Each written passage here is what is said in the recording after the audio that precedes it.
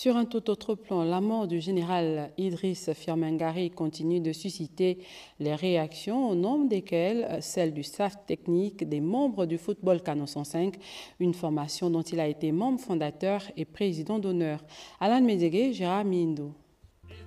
Moment sombre pour le club mythique de la capitale gabonaise, aux 10 titres de champion du Gabon. Le FC 105 a perdu son président fondateur, le général Tonnerre, et sous son règne, le club a connu de beaux jours, que ce soit sur le plan national ou à l'échiquier continental. L'équipe dirigeante du club garde le souvenir d'un homme fort qui a su marquer son empreinte à travers le temps.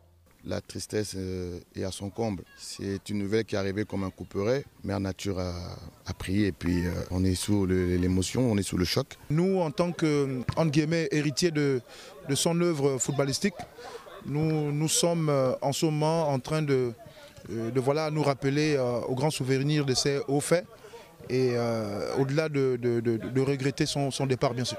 Par la suite, les joueurs, le staff technique, les encadreurs gardent le souvenir d'un homme fort qui représentera à jamais l'emblème de cette institution qui aurait traversé des époques en voyant plusieurs générations de talents éclore: Alfred Mebale, Bruno Ekweli-Monga, Paul Kessani, Régis Manon, Théodore Zuengema, Moïse Brouapanga et bien d'autres. On joue la deuxième place, vraiment ça nous touche beaucoup. Nous sommes des gagnants. On a décidé de jouer pour son honneur et de faire avec. C'est quelqu'un qui aimait l'ambiance footballistique et qui a apporté énormément aux footballeurs. Rappelez-vous que par sa grâce, il y a eu énormément d'anciens footballeurs intégrés dans l'armée gabonaise et qui aujourd'hui sont encore des officiers, officiers supérieurs. C'était un grand dirigeant.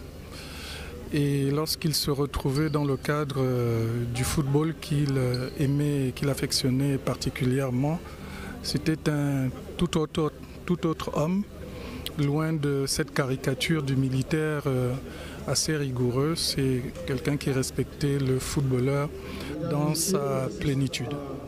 Créé en 1975, le club célèbre cette année son cinquantenaire. Le départ du président fondateur appelle à une mobilisation pour conserver jalousement cet héritage sportif.